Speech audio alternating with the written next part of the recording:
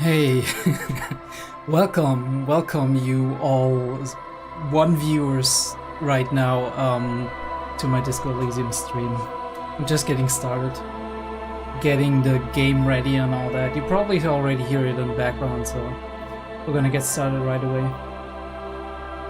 Let me just get the settings going.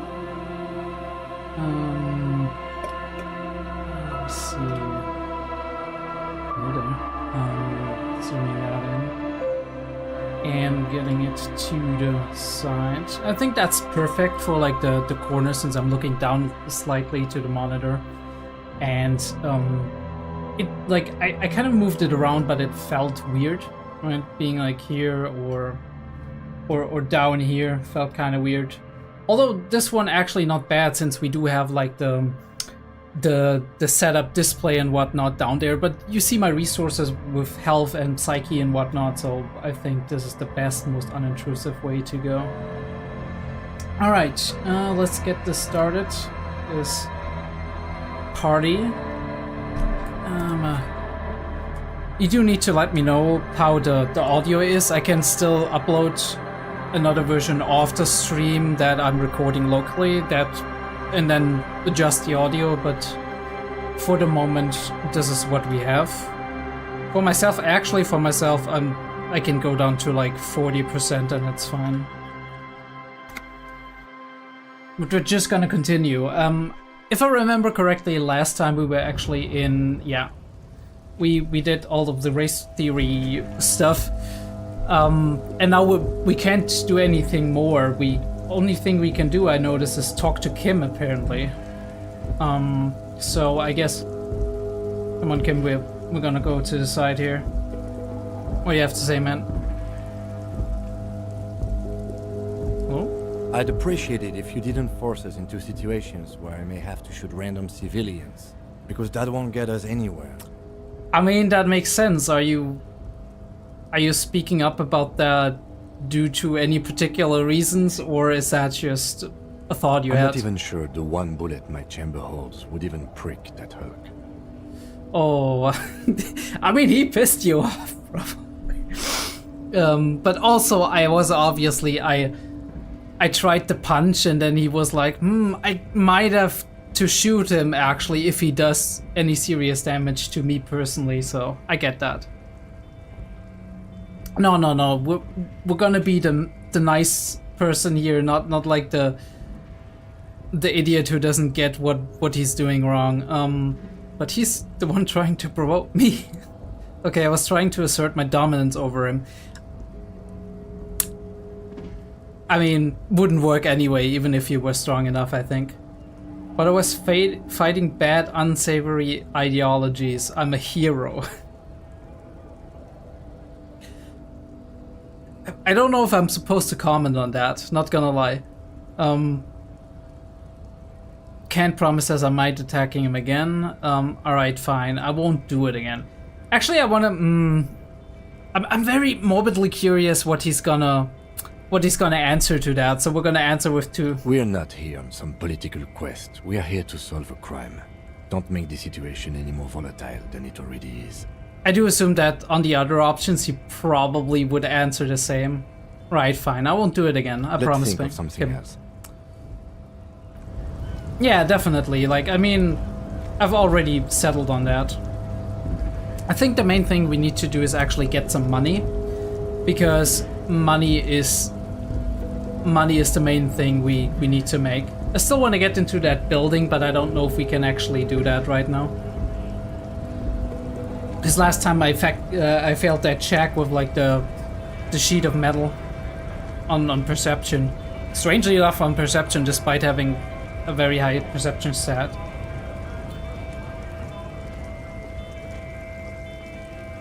But yeah, if you guys know any way to actually make money, I would appreciate that.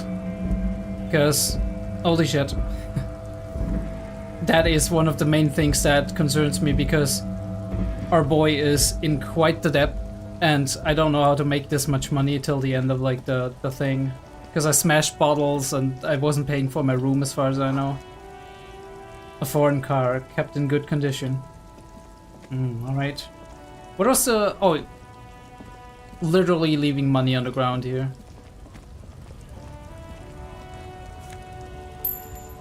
Alright. Wow, 60 cents, holy shit. A lorry stuck in the traffic jam. This big, heavy Grad-made machine is well kept for such an old machine. Alright, we're gonna look in the window. The windows are clear. They've been recently washed. You can see a lorryman's cabin with personal belongings, stickers, insignia. What about the back seat? The back end of the cabin has a small perch to sleep, large ashtrays. There are several suns and wheels sewn into the curtains. Alright. A book with ragged edges catches your notice. The front cover features a large, muscular man. The title reads, Man from Eamdal in the Lost City of the Pygmies. That sounds weirdly like rhetoric, but Racist maybe I'm... nationalist paraphernalia. Alright, yeah. Not unusual in this part of town. This is our guy. The lieutenant nods towards the racist lord. Oh, the guy we met earlier, right? The guy, welcome to Revachol. Alright, right. Yeah, You think this lorry belongs to a tough guy? Likely, yes. This guy's proud of who he is. Drapes it all over his machine. So I guess I can kind of expect what stickers and insignias are on there. The driver has adorned his space with a substantial collection of peculiar paraphernalia. Proclamations about honor, strength, and purity Of course. are glued to various panels. Alright, no need to go into that. We had an entire episode of something like that. We're just gonna explore the back alleys. Can we go here? No, we can't. Unfortunate. Ooh. What's that? We're gonna steal some stuff?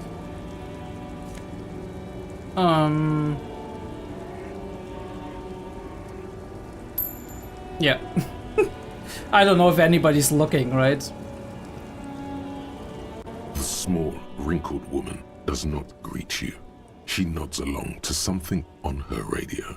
A photograph is clutched in her hands, and there is a warm smile on her face. It's normally not a good sign if somebody is not at least giving you some sign of recognition. Especially if you don't see that they're actively trying not to look at you, because there's obviously people who are like, they don't want to bother you or they don't want to be bothered by you, right? If you are somebody who's maybe intimidating to them or you look like trouble, they might be like, okay, don't look at him or something like that, but I would not expect this to The photo, be a an normal ambrotype reaction. from the turn of the century, as golden as her smile. Ambrotype. I'm just trying to figure out what ambrotype means, but can't really pin it down. It's the warmth of a winter night's fire. Maybe she could give you comfort and shelter, some cigarettes and food money. Maybe she's your... Oh god, Inland Empire, what are you doing? Are we supposed to just fucking... Alright, Grandma? Nothing. Her smile just keeps widening. Her hair is grey like lead. That, by the way, that artwork, holy fucking shit, that looks so amazing. She's like the hair that's going past her, right, in the wind almost looks like she's blowing out cigarette smoke.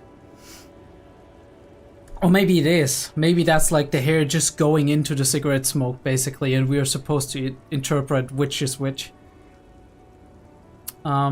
Excuse me, ma'am, I'd like to ask some questions. No response. Wherever this woman is, your words fail to reach her.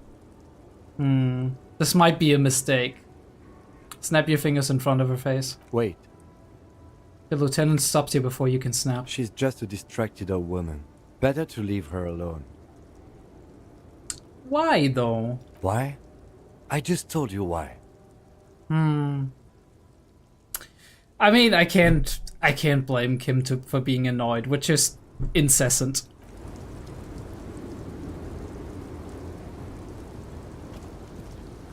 Just we're the detective, right? Don't leave any stones unturned. What the hell is that? Wait, you giving me like a greasy old shirt? Okay. Alright, let me see. Tank top, gym vest, reeking of sweat. This sleeveless shirt is the best choice if you're not afraid to show off your masculine upper body and that hairy chest. Hell yeah. We fucking need it sometimes. Maybe at some point when we actually... That's the problem. You're wearing specific clothes, right? And they give you certain stat bonuses, but you never know in which situation you're gonna get yourself into. So unless you kind of see the danger coming, you can't switch your clothes to actually give you more. So you kind of have to hedge your bets and see what's gonna give you the most advantage in the most of situations, I would guess. Oh, there's something. Ruins full of snow. No one lives here anymore. Oh, that is sad. Oh, this is that statue, right? Stands in the middle of the traffic island, pointing toward the sea. It looks as if it's been reassembled piece by piece, secured and mounted in the air with the aid of numerous ropes and rods. I don't get how that works. Honestly, I don't get how that works. I mean, look at that. It's like... It almost feels like this wouldn't work in a way, right? Like you almost need like a balustrade or something, right? You know what I mean? I think that's the right word. But... I mean, I guess it works.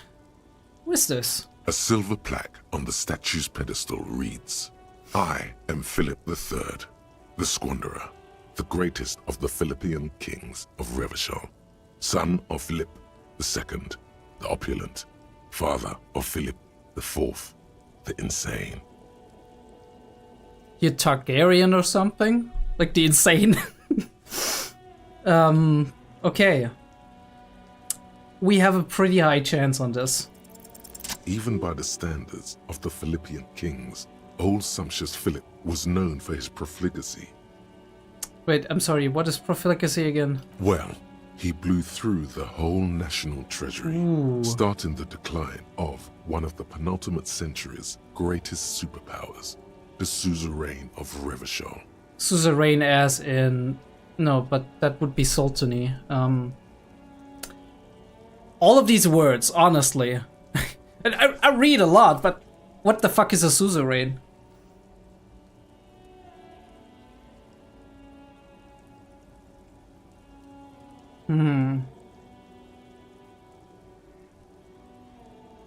His own maladministration foreshadowed the fall of the monarchy during the anti-centennial revolution, an end to his family line and the monarchy on the Insulindian Isola. Alright, so the Insulindian Isola is where we are, right? Where Revachol is located. And the anti-centennial revolution, that means before the century, right? Because anti, which is like preceding something, and then it's centennial as in century. So it's anti-centennial revolution. We already had that, I feel like. In my head, I kind of something clicks that I've already kind of explained that in some other dialogue option. His own maladministration, right? His like absolute wasteful way to administer the country foreshadowed the fall of the monarchy during the subsequent revolution, an end to his family line and the monarchy on the Insulindian Isola. Alright, how did he manage to blow through the entire national treasury? Stories have it that he had his bedroom converted into a treasure chamber, where he stored unfathomable wealth. Krugerrands, bars of gold, ornate weaponry, armor, and various chalices. Bro was just like, let me hop out for a bit to the city, I'm gonna buy something, takes one of his bars of gold with him. I'm sorry, what? He called it the Sol Aurum. It was obscene. There were whispers he slept on a huge pile like a dragon? of feathers, like some obese dragon, instead of a bed, like a normal person. I mean, that would be funny, but it will also be super, super uncomfortable, so I'm not sure if that isn't just a rumor. I would like to sleep on gold. Hustler style.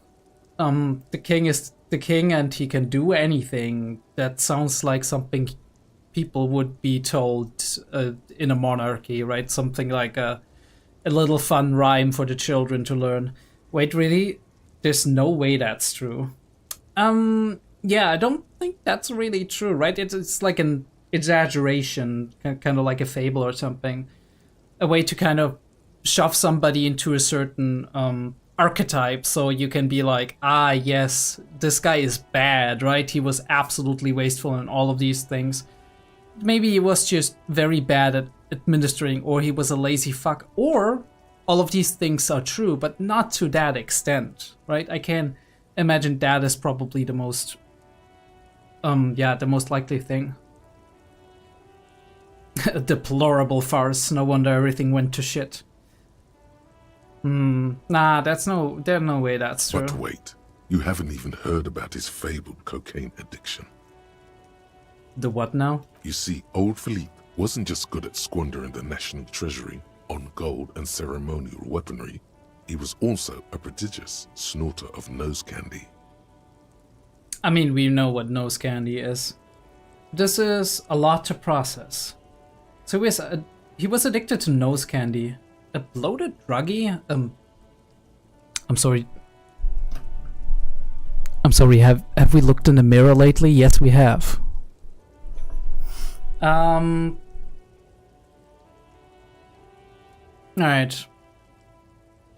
This is a lot to process. His Majesty's courtiers said it helped him connect with the higher realms. Ah, yes, of course. That's what the revolutionaries said 150 years later, right before they emptied out the royal mausoleum and dumped His Majesty's mortal remains in the Insulindian Bay. Like I said, history is written by the winners. That's how it is. By the way, how are you doing? I decided to stream on YouTube this time because Twitch. I feel like, first of all, obviously not a lot of people are joining on a first-time stream, but also when I stream on Twitch and like 99% of my audience is on YouTube, making the transition isn't all that easy. So I guess I'm streaming a couple of times on YouTube, maybe even do like a dual stream at some point if I can manage to do it. Don't know if my connection is good enough for that, but yeah. And then I guess we'll make the jump to Twitch at some point in time, because I really want to do some stuff at Twitch, because Twitch feels like it's more of like the streamer home, and also it's like an outside thing, so in case my YouTube gets kind of blown to pieces, I can always just hop on the Twitch stream and be like, hey, how you doing, right? Okay, where's he buried now, by the way? Beneath the cold waters of the Insulindian Bay, thrown there by the revolutionaries after they cleaned out the royal mausoleum. So they didn't get him again. Alright, I mean, figures, he'd probably be washed away or whatever. The original was blown apart by communards, then further damaged during the landing of the coalition's airships during the turn-of-the-century revolution, when Martinez was leveled. Ooh, okay. So the communards were the revolutionaries, right? Like in the in the pre-century revolution. And then the coalition was those people who invaded because they didn't like what was happening on the insula.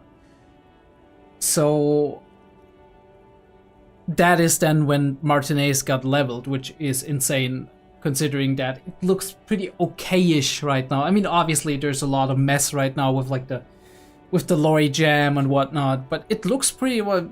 Like, I mean, obviously it doesn't look like a rich quarter, but it looks okay, I guess. Most historians think the coalition's hasty landing may have ultimately saved the statue. If the communards had more time, they would have reduced it up to even finer pieces. That is a lot of resentment.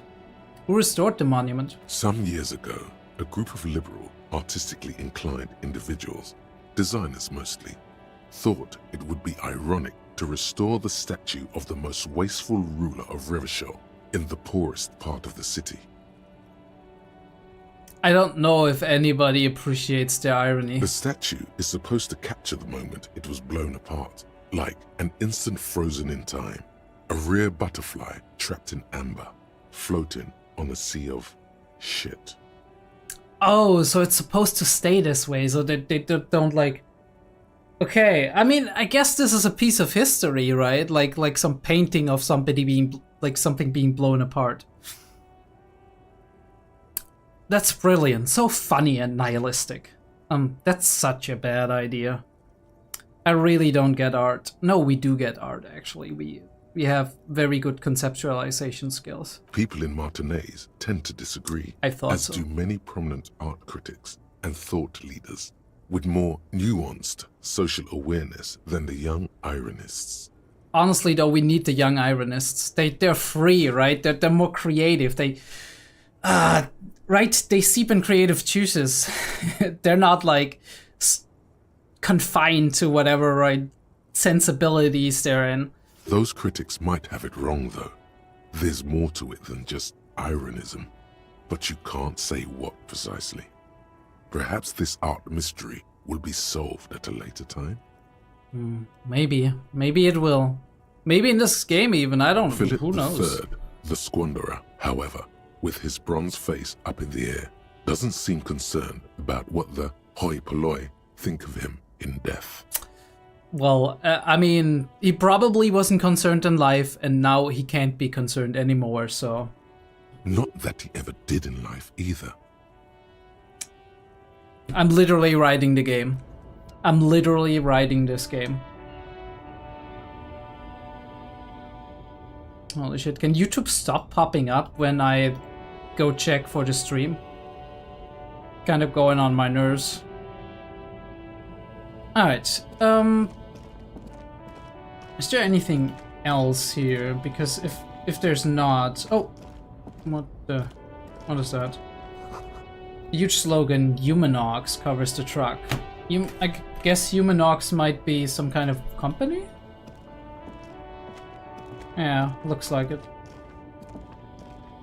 And this is like Wild Pines, right? Those were the mercenaries who are working here. And that's our dude. We already talked to you, dude. So we could check out the corpse again. It's like 1628. I think we're gonna go down the street and see if there's anything we can do here.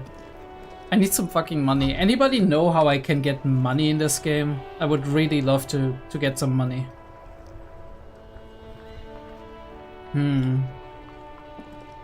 Oh. The damage looks like it could have been caused by an earthquake. Ooh. We have earthquakes? I mean, it makes sense since we're on an insula, right? Like Japan, for example, is like a very tiny little island, and it has a lot of earthquakes because there's a lot of like also... I mean, the plates. The plates, it makes sense. This book has a rose, a pistol, and a half-naked dame on its cover. Oh.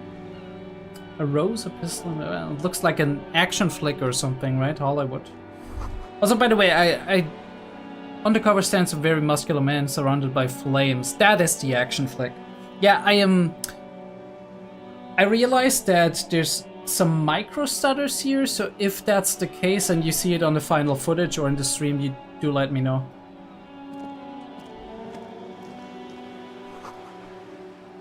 A book about Partey. What the hell is Partey? Book you don't really understand what it is about, nor does it seem important. A book about Bordero culture. It promotes freedom and roaming upstream. A book about the future. The government reads your mind using radio technology. Alright, cool. 1984 style. Not completely, 84 never had mind reading as far as I know. Hello, sir. Step right in. The store is open. A young girl with chubby red cheeks waves at you smiling. Her nose is red from the cold. Hello. Hi. Are you interested in a new and exciting book? She stomps her feet to feel warmer. What kind of store is this anyway? I mean, I know it's a bookstore, right? It's like crime, romance, biographies, and famous people. It's a bookstore, sir. We sell books, postcards, and some board games. It's called Crime, Romance, and Biographies of Famous People. I mean, cool. Weird name. It's a little bit long, right? It doesn't roll off the tongue, but whatever. Whoa. Hold your horses, little girl. What is a... I'm sorry, what? Shouldn't we know this? That is a book. They have stories inside them. It's like someone told you a story in a really long letter. She points at the stands. Yeah. I mean, stupid question, but I'm always asking the stupid questions. What's a postcard? A postcard is a small cardboard picture. You can write a few words on the other side and send it to your friend or beloved.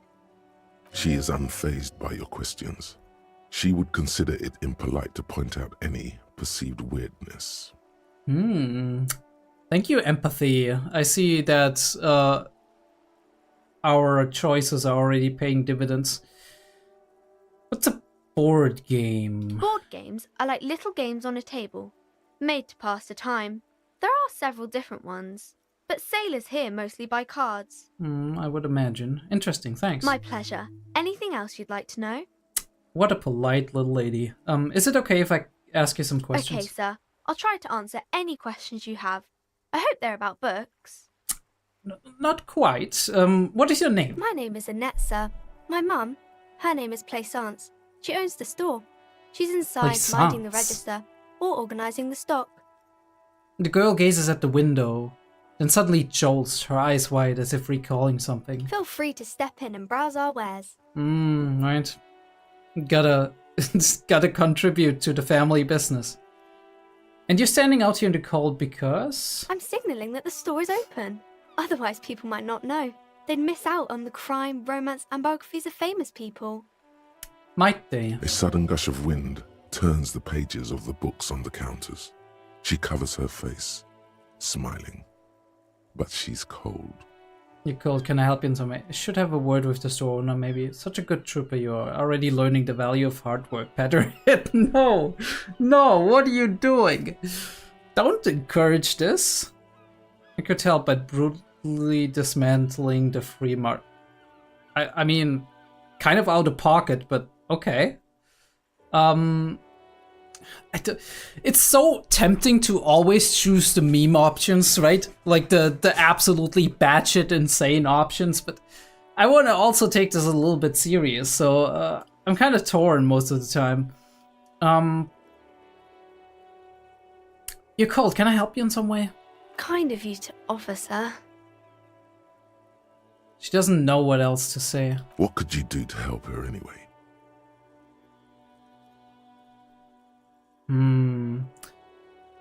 Should have a word with the store manager, maybe. Oh, no, sir. I'm happy to help Mum by luring in customers. Besides, I have some hot juice in my vacuum bottle to keep warm. She stands upright and smiles like a little soldier. I mean, you're really doing your part, and I appreciate that, but you being cold is not really a solution. Shouldn't you be at school or something? I do my studies at home at the moment. I have to help Mum keep this place running. See, another element of this, right? She's not in school, she needs to help with it. It's nice if she helps, right? And maybe you'll learn a little bit of responsibility. It's not a bad thing, right? To have like a little side job as a teenager, as a child or whatever. But you should really be focusing on your education and on being a kid. God damn it. You're only a kid once. Isn't going to school more important than this? School is stupid. You're lucky not to be there. No, school is not stupid, people. Don't go to school, please. I mean, yeah, sometimes it's annoying. Yeah, sometimes you'd rather do something else. But honestly, you learn so many interesting things in school. Things that could really be useful in the end. Not all of them, certainly, depending on your interests and whatnot, but the more options you have later on, that's one of the things that I'm like, there's a lot of things that I, back in school, didn't pay attention to, and now if I want to get into anything that requires that, right, anything that I'm like really interested in, like, hey, that would be a really cool thing to do, I need to learn all of these foundations again. And it's so much harder to learn when you're an adult, right? When you're a kid, when you're a teenager, you still have so much neuroplasticity, right? So much like your entire brain is still developing, new neurons and synapses, new connections are being made daily. That's why it's so easy if you start early on to learn instruments, right? I mean, it's not easy, right? You put in a lot of effort, but the point is, in comparison to when you're older, you can still do it when you're older, right? If you have the motivation to do so, you're gonna be able to do it. Definitely. At least if you have like moderate intelligence, right? But it's gonna be a lot easier if you're a child. It's just how it is. Yeah, isn't going to school more important than this? Also, what is school anyway? Bro's just asking, what are books, what are postcards? What is school? Mum says it's necessary to do both because it builds character. Mum says a proper worker is dutiful. That's how you get ahead in life. You succeed. But you're not in school. She's saying you should do both, but you're not in school. There is stress and unease behind these words. She's reciting etiquette. Yeah, that's been drilled into her. How's the business going? Mum says it's peachy. She was a little afraid at first. There's talk about this house being cursed. Behind her, the window has been boarded up. You sense the boards creaking, twisting for a second, and some kind of doubt in her tense shoulders. Good to hear that it's going well. I'm sure there's nothing to worry about. Cursed? In what way? Cursed in the way that makes them say that no business has ever really thrived here, sir. That they all go... Bankrupt. Or as bankrupt, probably. Exactly. But we've been doing fine so far. This sounds rather serious. I should probably look into this. Narrow your eyes and look through the creaking boards on the window. We can go into the bookstore and ask about the case. But I don't see much more to look into here. The lieutenant makes a note in his notebook. Yes, please do look at our wares inside. The postcards and board games you asked about are also there, sir. Thank you. Does that remember our conversation from earlier that we actually asked about that? That's pretty cool. But what I'm wondering here is maybe somebody keeps running people out of business, right? Like kind of doing some shady stuff to scare them off and then they're all leaving, right? Or customers are leaving because of that. So there could be an actual case behind that, like Scooby-Doo style, basically. It's like, wait, there wasn't a ghost. It was this random guy who was dressing up as a ghost. And he would have gotten away with it if it wasn't for this drunk detective and his sidekick. What do you know about the other failed businesses? How does this curse manifest itself? Yeah, I think we want to keep digging into that. Nothing really, sir. Mum doesn't allow me to sneak around in the back rooms or the cellar. I don't really know what's there. She looks a bit disappointed. Yeah. Guess she wants to have an adventure, maybe. How does this curse manifest itself? It does not manifest itself in any way. It does not exist. I liked it better when we were talking about whether it's appropriate to stand out in the freezing weather. Kim, shut up. But Kim, the plasmic manifestations. No such thing. The lieutenant stands at your side, stern and serious. Okay, Mom. Anything else you wanted to talk about, sir? Enough about this curse for now. Maybe I can tell you about some of our books instead. This crime business, what is romance? I mean, we can ask that, but we'll move it along, right? Do let me know if I should sometimes just ask every question, or if we should just get along at some point in time and stop asking stupid questions. Who are these famous people? Okay, yeah, okay, I'll say see you around, Annette, but maybe we can talk to the mom and talk her into getting her inside, actually. Because that sounds like she's been standing outside there for quite a while, so... Alright, cool. Nice little bookstore. We're just gonna mind our own business for now. Gift books and molten candy.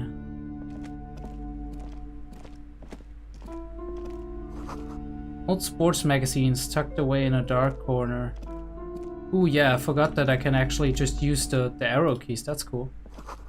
The book collects the national recipes of Arda. They are all about lake trout. Lake trout. Sorry, fish. Got it. Welcome to Crime, Romance, and Biographies of Famous People. My name is Plaisance.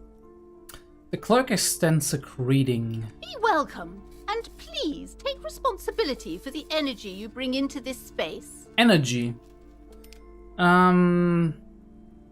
Before we go on, you seem to be well off enough. Can you give me some money? We are not begging for money right here, okay?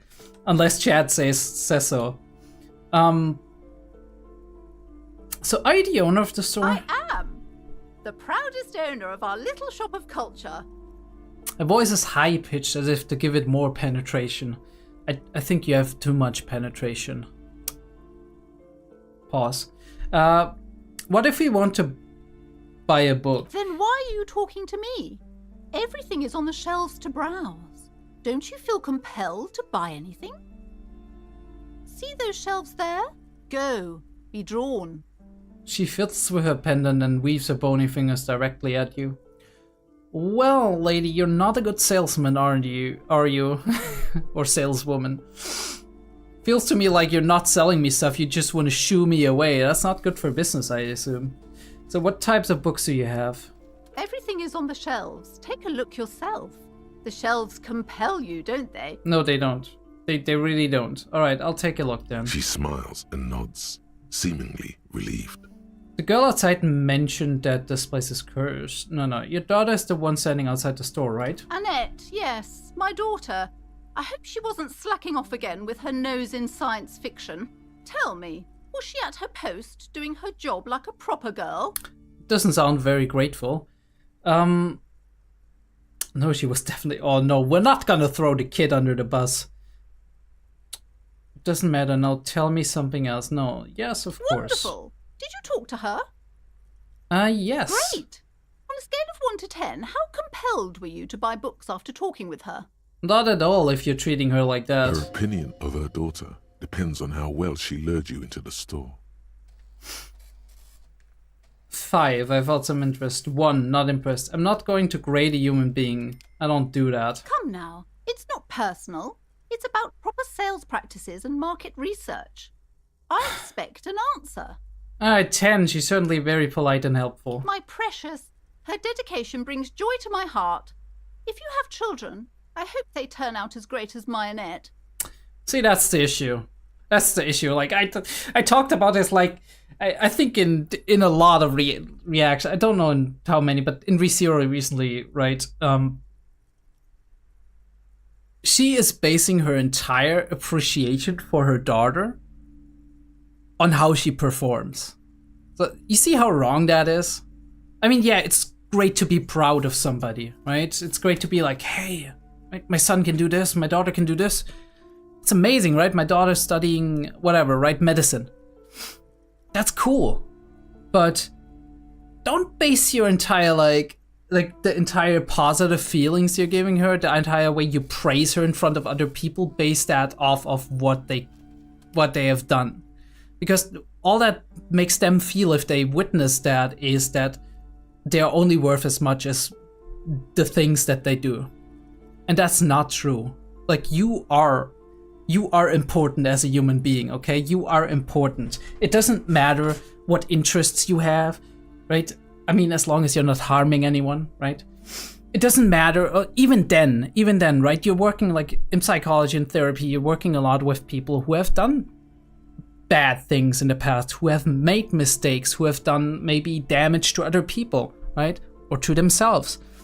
But you need to judge these actions independently of how you judge those people as individuals, because they exist as individuals with real feelings, with real experiences, and that has nothing to do with what they stand for in the world sometimes. Or not nothing, but it is way too complex to actually put both in the same category and then judge people based on that. Especially if you're a family member, right? If you do have somebody and you don't like a certain thing they're doing, that doesn't mean I need to base my entire appreciation and love and affection I give them on that one thing that I don't like them doing, right? It's kind of reducing your self-worth to a point of like one single thing that you stand for in life, and that's not okay, because there's so much more to you. You're so much more complex as an individual. If you have some loved ones, children, whatever, right? Siblings, parents, make sure that you appreciate them beyond just what they do for you, right? Or what good they do in your eyes. It's not easy, right? It's not easy because this is the way we were partially raised to function as a society, because our society is trimmed on efficiency, on just lifting up and showing off people who are very good at certain things or get certain achievements or have a certain status. But there's more to life than that. The way you're handling her strikes me as wrong, and that is quite the trooper. She's a great value add. I'm here to dismantle the free market and abolish child labor. Oh no. We can't do this to Kim. We can't do this to Kim. Okay.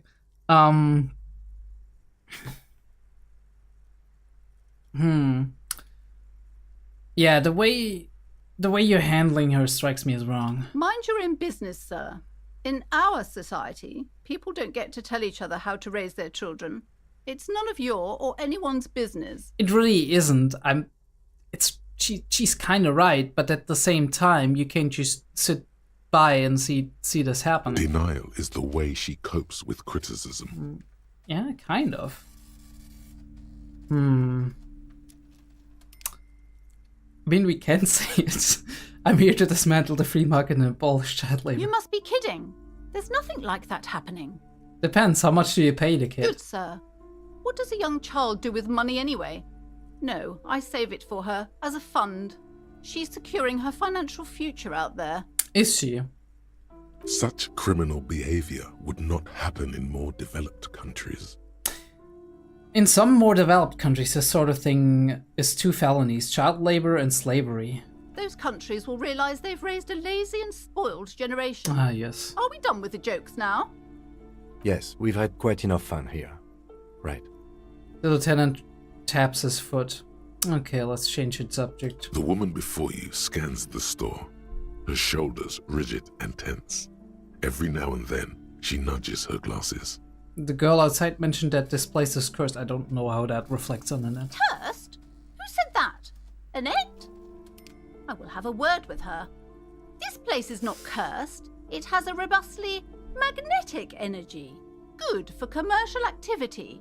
My business is thriving, sir. Oh, okay, so we do have the coping mechanism in here as well, right? Everything is fine. Everything is peachy. Oh, yes. What in God's name is she talking about? I mean, but I can't really do anything else, so farewell now, book peddler. Didn't check that out yet, I guess. A small mountain of colorful board game boxes. There are numerous types of games for all ages. A lot of shelf space seems to be taken up by Wirral-related merchandise. Wirral. Look through the pile of Wirral-related An endless items. variety of source books, lore books, and codices litter the table. The topmost book is titled Welkin Compendium, 2nd edition. So Dungeons and Dragons, There's basically. also a large hardbound tome with intricate cover art, The Hunters of Katawak, Boreal Creature Compendium, and a pick-your-path adventure game book titled Tales of Wirral, Cavern of Velkrag. Cool. Sounds very Nordic, Books I guess. in a board game section? Who wants to read books?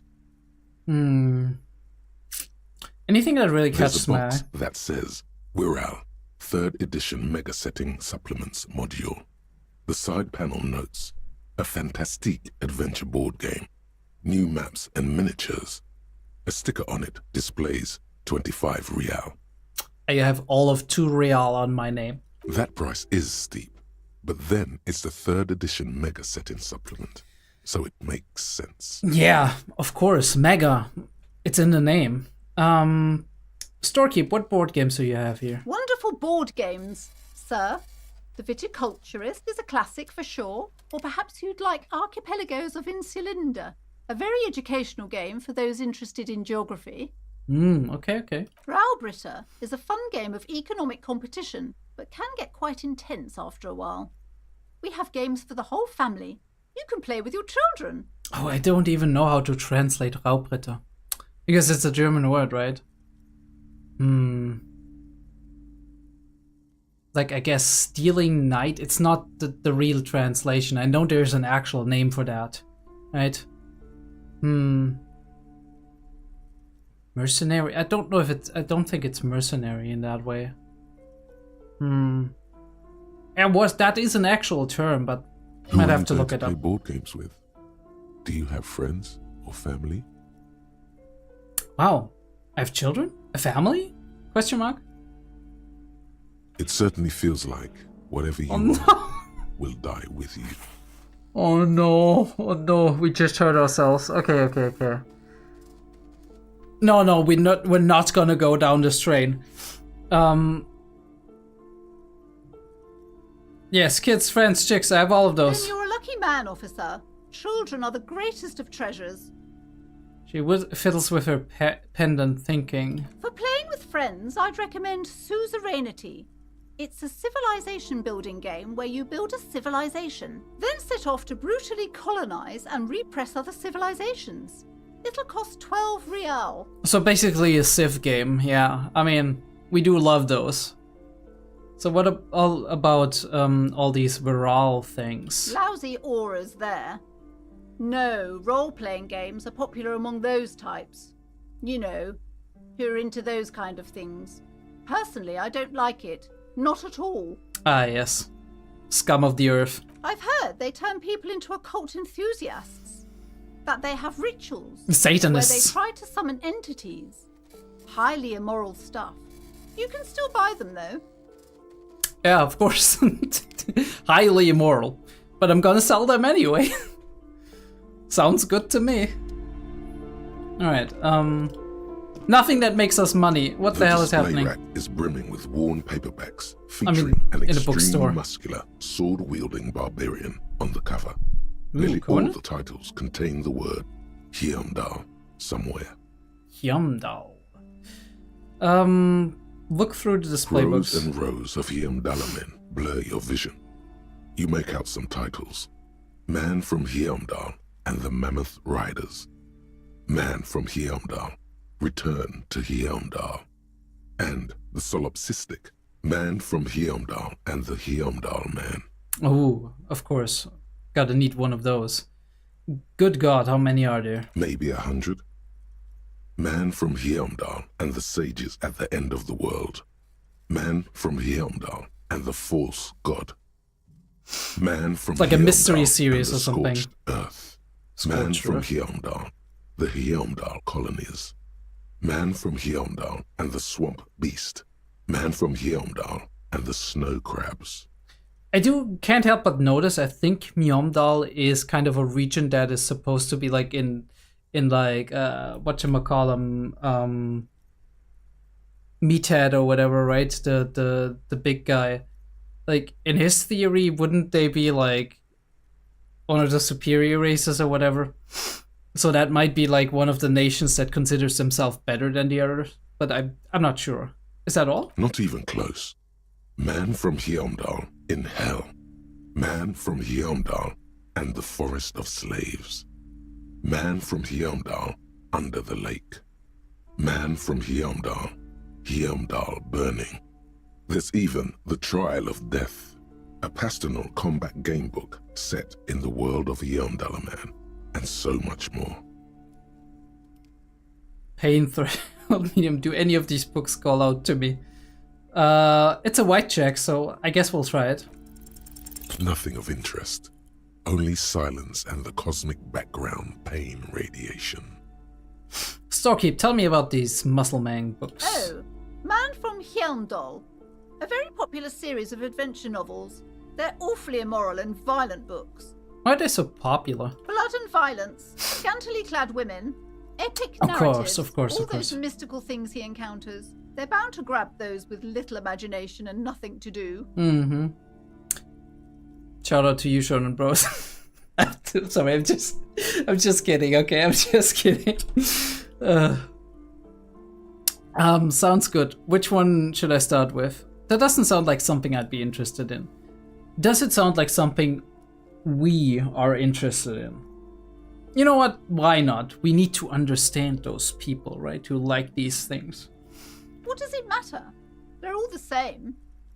However, the customer is always right, they say. That is true, lady. If you're a novice of the series, I'd recommend Hjelmdalaman, the man from Hjelmdal. It's supposed to be a good introduction to the series. Feel like this is like my comic book experience in a nutshell. I'm like, this might be an interesting series. Where do I start? And then it's like, you ask 5 different people, they tell you 5 different answers. These shelves are overburdened with books from the same series. You see the name Dick Mullen over and over. Wait. Weren't we called Dick Mullen earlier? Just as a joke? Alright, what is all this crime fiction? Oh, crime, robberies, murders, even sexual crimes. We're fortunate to have Dick Mullen and his stories to sort all that out. You're a police officer, apparently. You should buy all Of course, we should buy all of really these. Do teach a person how to be a proper detective. I'm sorry, you don't know me, lady. I am super cop, okay? Listen to me. I am super cop. Look through the display of books. Crime fiction is a disgrace. An asinine misrepresentation of the physical attributes of the arduous everyday work of actual police officers. Alright. It's an exaggeration of the job, a glorification of the job while sweeping under the rug all those boring and nasty parts of the job. These books greatly overstate the excitement of police work, glossing over how long it takes to actually follow up on leads and eliminate dead ends. This is very meta, not What's gonna lie. more, they completely ignore the psychological hardships of year after year coming into contact with people during the worst days of their lives. True, right? There's a reason why in like psychological narrative, when we learn about trauma, for example, right, a post-traumatic stress disorder, and as a medium of that trauma, incidents, events in life that can be traumatic, that actually one of the specific extra definition criteria is that being repeatedly exposed to the trauma of other people, right, or to traumatic like stimuli in everyday work can be like one of the ways to actually receive trauma as well, right? So if you're a first responder, if you are somebody like a homicide investigator, that is, especially when it's like children or whatever, that is gonna be nasty on the psyche, right? This is like a lot of stress, a lot of like, you're at the precipice of moral quandary, of like nasty human behavior, of like the worst kind of behavior that you can think of, and to be exposed to that on a daily basis can be extremely damaging. And there's different ways to deal with that, right? That's why in a lot of fiction, but also in a lot of reality, you do find people who are in those kinds of jobs to drink a lot or to have some other vices, right? To smoke, to gamble, to right, or maybe just to morally decay as well, or to be very, very, very unaffected by these things, because over time you just learn to distance yourself. That is a reason why people who are very close to dead bodies often, or horrible crimes, tend to have like a very dark sense of humor, because it's a coping mechanism to actually deal with everything that's happening on a daily basis, right? And obviously a person who's like who is a family member of a deceased person would find it horrible if you, as an investigator or whatever, joked about something related to a crime, to that crime, right? If it was a crime that happened there. But they're also just thinking about their own emotions. They're not thinking about the fact that the people who are on the job on a daily basis, they see that on a daily basis and need to find a way to actually make it not be as real to them. And that doesn't mean that you can't turn it off and actually take something very seriously, but it makes it easier, obviously, to switch into the wrong mode and take something not as seriously, or take something just as just another job. And while that helps you on a psychological level, it might lead you to behave in certain ways that might not be appropriate to the situation. So it's very hard to kind of just, to regulate that, even as like a normal, healthy human being. But yeah. Not a single mention of all the stress this work creates upon the officer's family. Oh, that too, Detective right? Fiction just doesn't tell the truth at all. Now, would you like a list of all the books found on the shelf? Sure thing, but before that, actually that might tell us something about us, right, as a character. When we think about these things, all of these things are stuff that pops in our head, right? Encyclopedia gives us all the knowledge we have. The narrator is basically just a meta-narrative of what's going through me. So that kind of tells me that maybe we had problems with, like, family, right? Our detective life kind of was so straining on the family that now we don't have a family anymore. For whatever reason, right? There can be different reasons. Sure thing. You see, Dick Mullen on the job. Get me Mullen. Get me The Mullen. Stalwart Adventures of Richard P. Mullen. Dick Mullen and the Murder in the Orchard. The Sordid Affair of Dick Mullen. Oh, nice titles, though. A killing is declared. Dick Mullen in the murder house. The final case of Dick Mullen. An obvious lie. Dick Mullen in Sherlock the clock Holmes. tower. The ordeals of Dick Mullen. Dauntless Dick. Dick Mullen's funeral pyre. The murder of Dick Mullen. Wait, Dick Mullen dies? Oh no, turns out he faked it to solve a case. I think that is almost a nod to Sherlock Holmes, but be wrong. Actually, fun fact, I think Sir Arthur Conan Doyle actually planned Sherlock Holmes' death. But then, like, the readers were so fucking upset about it that at some point in time he just made him come back, and I don't know what it was, but I think he faked his death in the end to in his, like, play with Moriarty, which is like this arch nemesis, basically. I read all of those books back in the day, but I don't remember half of them, so. Are there any more? Yes, there's also The Dame Who Did It. I like the ones who Farewell, don't my Mullen. contain Dick Mullen. Faking death seems to be a common trope in the Mullen series. The morbid tales of Dick Mullen. A dark tide turns. Oh, I like that title. A Dark Tide Turns. Tragedy calls for Dick Mullen. Hmm. Another one with fake death. And, of course, Dick Mullen, the murderer. Oh, of In order course. to catch a murderer, Dick Mullen must become the murderer. I'm sorry, what? I mean, I guess metaphorically? Hello? 'Cause if I remember correctly, if you murder somebody, you've done a crime. So he can't have done it really, like, for real. Okay, I mean, whatever.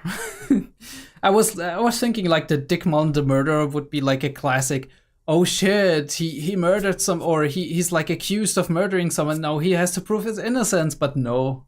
After all Okay. this, you still haven't found the answer to the one question that matters. Who is Dick Mullen?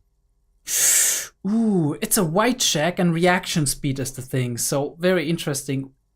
I want to level that up anyway at some point in time, so we're just gonna try it. 58% is like pretty much a coin flip almost. Your quick eye notices a small Yes. caterpillar crawling across the spine of a book. Oh, The okay. title reads, Dick Mullen and the Mistaken Identity. Ooh, mistaken identity. What do we have here? A worn paperback from Dick Mullen's classic Hard-Boiled Phase.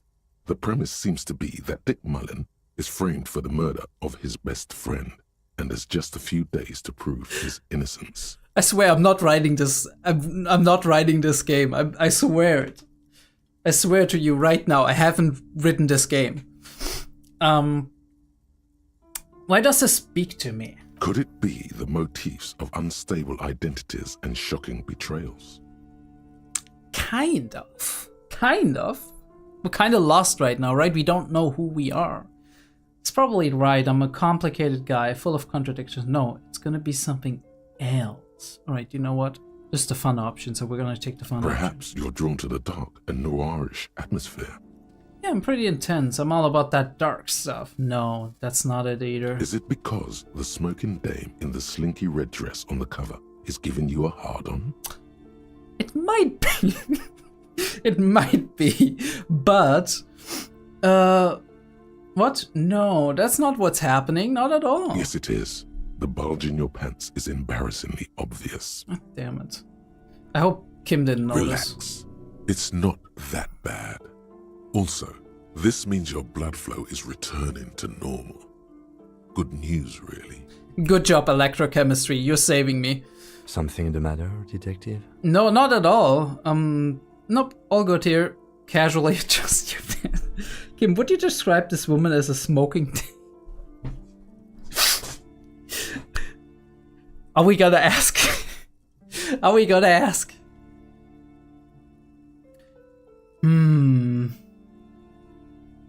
Kim, would you describe this woman as a smoking dame? The lieutenant narrows his eyes and contemplates the book for a moment. I would certainly say she fits the description, providing that's your type. I want to buy this novel, but we don't have money. We're poor motherfucker. Alright, by the way, I've kind of been peeking into chat. I know, I guess one person is viewing right now. If you feel like writing something, because I want to confirm if I'm actually seeing the chat or if I don't, because I don't know.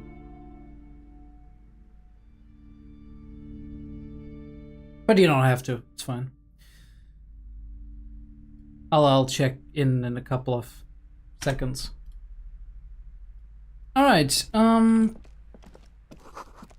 quaint picture book brochure, very colorful.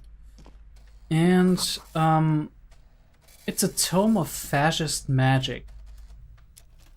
Tome of fascist magic. What the fuck is fascist magic? The plaque on the shelf reads, Biographies of Famous People. You see a large variety of names, none of which ring a bell. Cool. I mean, this is one of the... I mean, I guess we have all the... We went through all the sections of the literal name. Like, holy shit, who is thinking about such a fucking name? Just name your shop something good, and then maybe customers will come. I would say... The Greatest Innocence. Yes, most certainly. It's an important educational tool, delving into the depths of history, religion, and their relation to innocentic power. What the fuck is innocentic power? Who or what is an innocence? I mean, innocence is...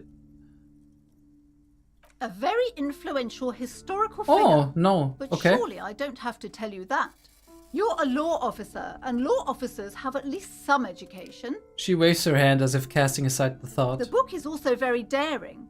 The author aims to re-examine the universal understandings of the innocentic system, creating a fresh vantage point and a shift in the tired order of things. Okay. I thought it was about which of these innocences is the coolest and greatest. So you recommend it. Great, I don't need to know anymore. Certainly, it's prudent for a person to have at least an elementary understanding of history and society. Imagine the chaos we'd be in otherwise. Yes, indeed, of course. You feel like you should get this one. Definitely. It's important somehow. There's something personal inside. Interesting. Right? Something maybe connected to a backstory? Okay, good to know. I don't know how much I'm supposed to trust Inland Empire. It feels like sometimes Inland Empire is just your feelings pouring out and your psyche going nuts. But at the same time, you know what? actually, this is a very, very good opportunity for us to read some stuff. We've read some other things, right, over here, but we haven't gone through Inland Empire, actually. So in this case, I'm gonna read Volition, Inland Empire, and Empathy. I think we've read Empathy, actually, so we do Authority, probably. Inland Empire info. Cool 4. Sane people. I am sane, as of yet. Well-adjusted cops, the non-suicidal. Volition, right? Not Inland Empire, mind you. Volition urges you to be a good guy, to others and to yourself. It enables you to resist temptation. Be in a bottle between a pair of legs or at the end of an iron barrel which promises oblivion. Volition gives you the will to finish the investigation, improving your morale. One of the 2 health pools in the game. Good info, good info. At high levels, Volition makes you hyper sane. When you're about to get funky, it keeps you normal. It's a bit of a party pooper. At low levels, however, you have little morale. Without it, you'll be a profoundly unstable cop falling apart at the seams as you make irreversible mistakes. Interesting, because I feel like by that description, I, as an individual, have a lot of volition. Because I do have that feeling sometimes where I'm like, I do have instincts of like just doing stupid stuff and whatnot, and there's something inside of me that just holds me in. Also, what the fuck is that in the background? It's annoying the fuck out of me. Like this little... It's like an insect that's crawling over my head. Holy shit. I'm losing it. I'm already going insane. Cool. Alright. Inland Empires. Cool for dreamers, paranatural investigators, mental creators. Okay. Dreamers, so we're further from reality. Inland Empire is the unfiltered wellspring of imagination, emotion, and foreboding. Okay, so can we trust what's coming from it? Or is it more of a thing of like, oh no, this is connected to us, and then in the end it's actually not. Because it's imagination, emotion, and foreboding. It enables you to grope your way through invisible dimensions of reality, gaining insight into that which you can't see. What's really going? Wait, what's really going? Do I read this right? I think what's really going on is what they mean. What do these enigmatic riddles mean for the world's fate? At high levels, Inland Empire animates the inanimate. You'll have conversations with your clothing, conversations that may change the course of the investigation if you're not thrown in the loony bin first. With low Inland Empire, however, you'll be void of imagination and character, and then how will you shape the cosmos? Yeah. Indeed, how will you shape the cosmos? Some say cosm. Holy shit. Props if you get that one. Alright, Authority.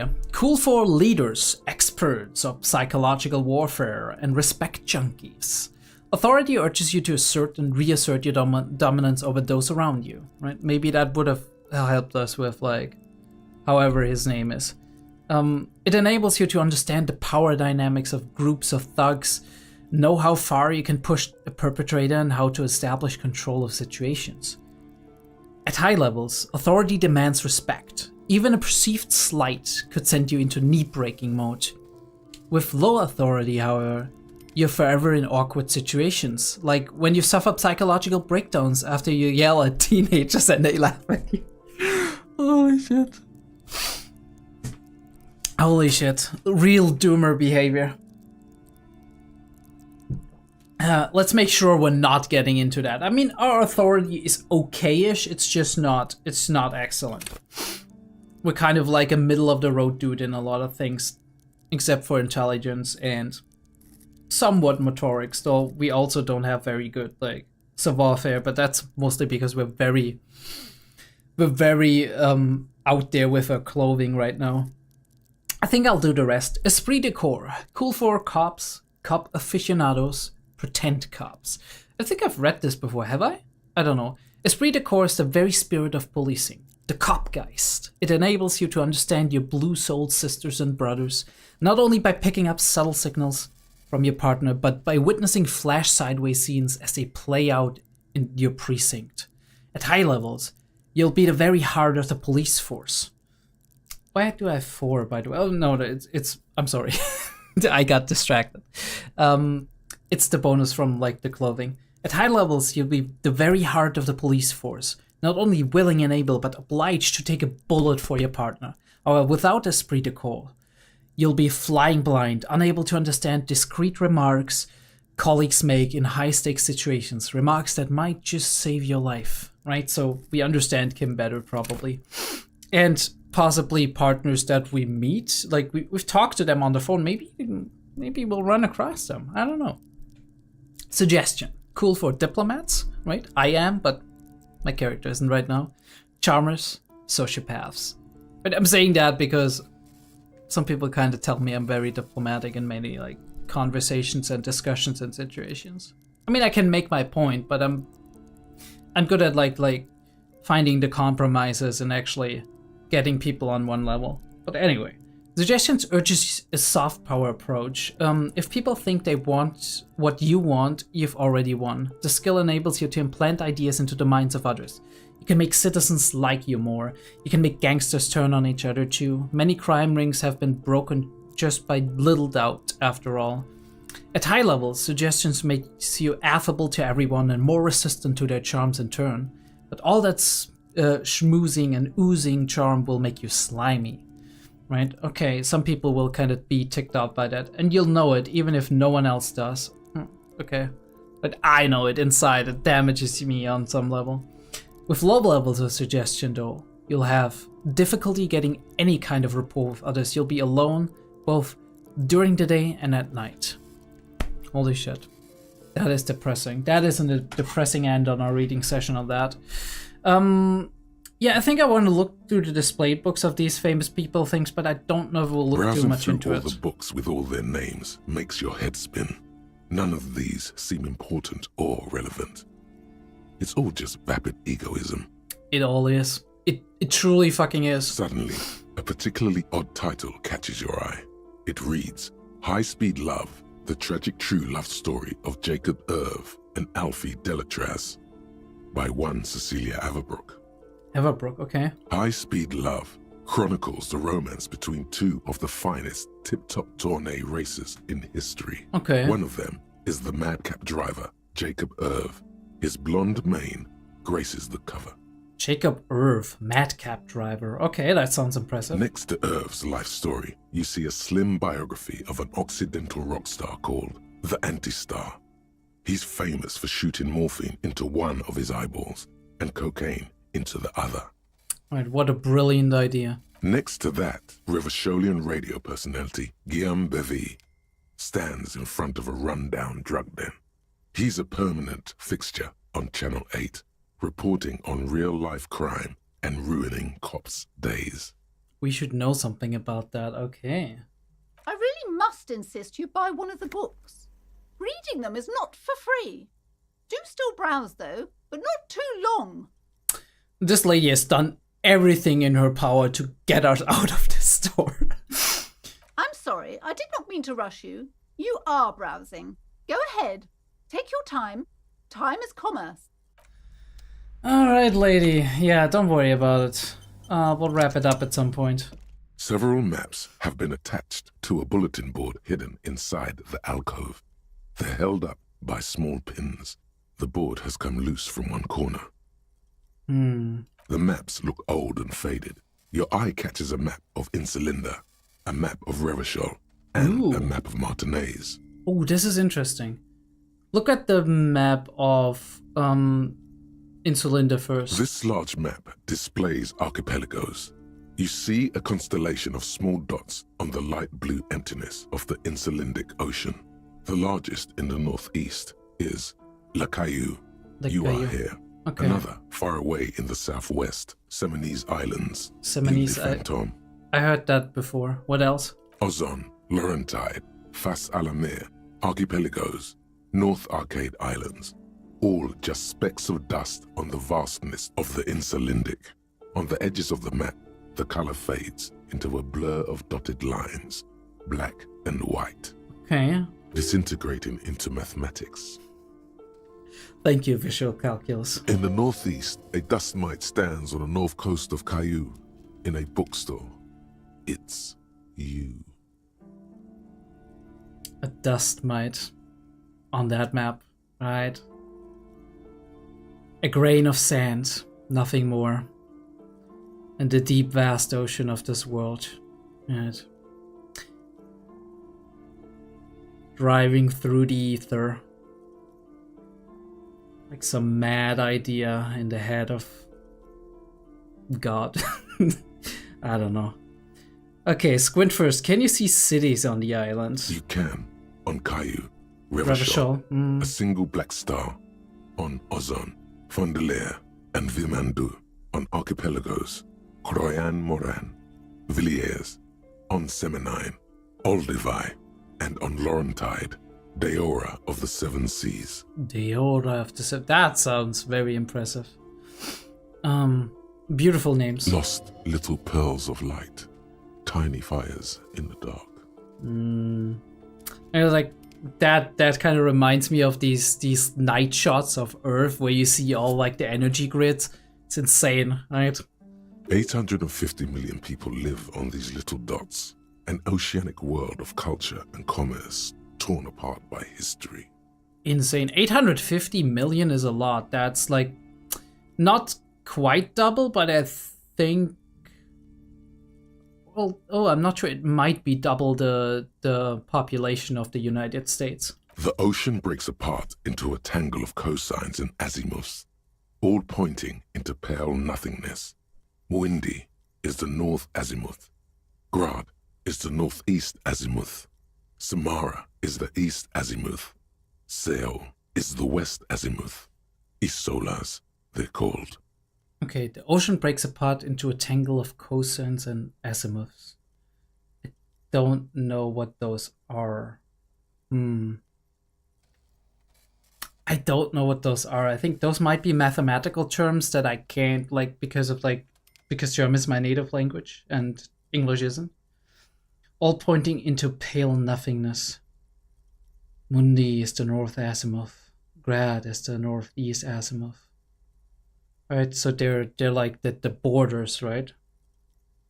Samara is the east azimuth. Seoul is the west azimuth. Seoul, like the Korean city, right?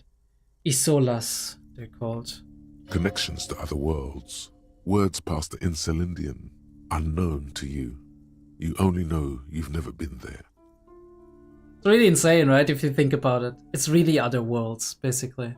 You've never been there. You only hear about these places. Maybe you see pictures of them. But for all you know, these could be other universes entirely, right? And you wouldn't really be able to materially confirm. Now, obviously, right, we do believe all of these things, right? Knowledge is being passed to us. We see real-life footage of stuff and whatever. But, you know, all you really know is that you yourself exist inside of your head. Anything beyond that is pure subjective perception. Thank you, Inland Empire. You have little idea what they are. Distant stars, gods, but looking at them makes you feel almost non-existent. Whatever they are, the Isolas are immeasurably large compared to you, and very, very far away. Yeah. Walk 100 days. Also, an encyclopedia failure? Hello? Perhaps they are gods. Gods of distance and outer dust. I can't conceptually... That is the interesting thing about Disco Elysium. Even a failure of a check actually does not tell you nothing, but it tells you something. And what it tells you, it tells a story, right? Like you for the lack of conceptualization, you actually put something in to fill in that gap, right? Perhaps they are gods of distance and outer dust. And then even if you don't truly believe it, maybe that's a feeling you got, right? It's like a child that's getting explained some grand concept and can't really firmly grasp it. And then in its place, because the child has been told something, right? Told about something, some object or place or whatever. The child fills it in with their own imagination. And it stays this way until the child is able to maybe stumbles upon that information again years later as a teenager or as an adult. And now they can imagine it because they've seen more, they've lived through more, they've experienced more in their lives, right? And they are more intelligent, more developed, a more complete person in a way. And suddenly they can conceptualize it. And this is what we're going to go through during our time here in Disco Elysium as we level our skills up and all of that. We start to grow as a human being. It's never too late to start growing as a human being, right? There's certain windows of development, obviously, in childhood that are very important. And if we miss them, sometimes we have an upper limit on what we can achieve, right? What we can reach in those specific ways. But it's never too late to actually extend, right? To expand yourself, expand your knowledge, expand your skill sets. I'm drinking some it's not really milk. I talked about this in another reaction video. I have these glass bottles with smoothies, which are really cool. This one has water now. The smoothies are pretty thick, right? So they taste really good on their own, but they also taste good when you thin them out with water. But what I've discovered a couple of days ago is I pour half or 1/3 of a smoothie into a cup, and I actually pour some milk or some oat milk, for example, into that, and it tastes so fucking good. It's amazing. All right, we're gonna look at the map of Revachol because we want to get a better idea of where we are and what we're doing. The north coast of a verdant island is shattered by the delta of a river. It is the river Esperance. Countless bridges put the shards back together, connecting city blocks to river islands. La Delta says a great artificial heart in the center, teeming with life forms and construction. Okay, let me conceptualize this. The north coast of a verdant island, right? The north coast, which is the insula, right? Right. We should have that somewhere up above.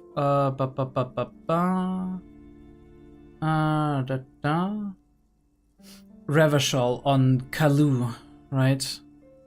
So we are on the island Kalu, and on the north coast is Revachol. It's shattered by the delta of a river, right? And a delta is normally, I think, the meeting point of multiple rivers, right? So the river flows into the ocean, but if we go further inland, it's actually coming possibly from two rivers, right? I think that is that is a delta, but I'm not sure, right? It might just be a certain way that the river goes. The river Esperance. Countless bridges put the shards back together, right? Because we have bridges going over the river. Connecting city blocks to river islands, right? We do have certain river islands, right? And whatnot. And it's it's not one single river, it's streaming through, right? La Delta says a great artificial heart in the center, right? So we do have possibly a heart in the center of that, right? The heart, the central district, teeming with life forms and construction, right? And that is the city of Revachol. To the east, rolling hillsides, Le Jardin, Stella Marie, the suburbs of Saint-Baptiste, swallowed up into the megacity. They sound rich to you. This is Revachol East. So Revachol East is rich, right? And we have Saint-Baptiste, which is the pharmaceutical company. Makes sense, rich, whatever, right? And this is one of the districts. And we have Le Jardin, Stella Marie, right? Suburbs. Suburbs already says semi-rich, right? Middle class, basically. And the west of the river? Proudhon. It's somewhere to live. Not bad. Then there's Jamrock. It's bad. People shouldn't live there, but they do. Then Faubourg. It's almost as bad and much larger. Then Coal City. It's the worst. It sounds the worst, holy shit. Right, so we do have Coron, which is kind of meh, right? poor people, lower middle class people probably. Shamrock, it's bad. People shouldn't live there, but they do, right? So on the poorer side, I think isn't our district Shamrock, right? Like as a detective technically. Then Faubourg, it's almost as bad and much larger, right? So we do have sprawling bad district basically. And then we have the worst Coal City, which is like probably the absolute dump. Where's Martinez? It's so small you can't even see it on the map. No, okay. Wait. There it is. North of Jamrock. The strip of coast next to the Greater Rivershell Industrial Harbour. Okay. It looks downright despondent. It's almost Coal City, to be honest. Holy shit, I didn't think Martinez was this bad. Okay, almost Coal City. That is bad. No. This is somewhere to be. This is all you have. But it's still something. Streets and sodium lights, the sky, the world. You're still alive. Well, do we live in Martinez? I thought we lived in or close to Shamrock. Because I don't like I was under the impression we lived close to Shamrock and not in Martinez. I mean, we don't know yet, but it made it sound like that, especially since our detective district is Shamrock. But I guess it's possible we live in Martinez. A volition holding us together, right? Like that personality construct that's crumbling on all the seams, especially lost in the world, right? Lost on the open sea, basically. We don't know where we are. We don't know who we are. But at least volition is holding us together. Look at the map of Martinez. It's not really a map. It's a tourist thing. A picture postcard with buildings on it, drawn from an isometric perspective. A date in the upper right corner says 48. Alright, so this is the year 48, and we are 51, I think? Right? So 3 years ago. Still, it's detailed. Could be pretty useful for scouting ahead. It could be. You see the jagged boxes of an industrial harbour. Even the whirling in rags there. Oh, this is useful. Can I buy these maps? I'm sorry, officer. The map of Martinez is the only one available. The other two are not for sale anymore. And besides, you could scarcely afford them. What do you mean I could scarcely afford them? Lady, I am a hustler, okay? They're quite valuable, though they might not look it. The map of Martinez is 90 cents, though. I'm sorry, what? Why is the map of Martinez so cheap? That old thing. It's an out-of-date map of a tourist location that never was nor came to be. Okay. And when some design studio people tried to spruce the place up 4 or 5 years ago, they also renovated the horse statue, set up those coin-operated viewers, and designed the new street lamps. All right, The cool. place does not look like a successful tourist trap, does it? What happened then? They didn't get that far, for some reason. A shame the project never got going. Would be nice if someone fixed Martinez up. All these ruins are bad for business. Ooh. Should we try and steal it? I don't know if we can steal it. That's a problem. Like 42 is not a good chance. And it's only 90. We need the money. We need the money. You peek at the storekeeper. Yes! Waiting for her to be distracted. We When are she's not godly. looking, you deftly rip the map off the bulletin board and pocket it. Look, ladies. These fingers are the hands of the gods. Okay? Alright. You're now the proud owner of a map of Martinez, which, to be honest, did not even cost that much. It didn't, but we don't have much. I'm sorry if we had millions. But that's what everybody says, right? This bookstore is not strictly about crime, romance, and biographies of famous people. There's also a wide range of paranatural literature. Look through the shelf a little Amidst the various books, you find one written by someone named Matthias W. Dundas. It's about wholeness, unity, balance. bit. That doesn't sound paranormal. That sounds like therapy to me. These 3 things are very important to the working class mind. Interesting rhetoric. Working class mind. I wonder what we mean by that. The point of the book, and many others on this shelf, is to give people medicinal advice in situations where they don't have access to paid health services. Ooh, okay, that's what they mean, right? Like you have natural remedies as well as like just general ways to deal without having the medication or other stuff, or proper therapy services. How does that work? It serves platitudes while also telling everyone that traditional medicine, the kind people don't have access to and which costs more than this book, is garbage and would only give you cancer anyway, without even curing your cold or anything. Wholeness, unity, balance, on the other hand, can basically take care of anything. Though it is important to note, when it's up to your mind to heal yourself, then it's because of your mind that you're ill in the first place. Not entirely true, but there's some truth to it, right? Like, I mean, there has been reported cases. I mean, there's a reason the placebo effect exists, right? If you believe something will happen, then, well, what do I say? That the body is a very, very, very powerful thing. And obviously your mind and body healing yourself just means that certain processes are being put into action within your body that make you kind of healthier to a degree, right? I mean, all our body is composed of is chemical reactions, right? This is all biology and chemistry. There's no separation from one to the other. Just because pharmaceuticals are artificial, it doesn't mean the body can't produce most of these things. There's a reason why pharmaceuticals works. It's because like they are oftentimes replacements, or well, not replacements, but like things that are very close to the chemical structure of the things that our body ourselves produces in order to have certain effects on it.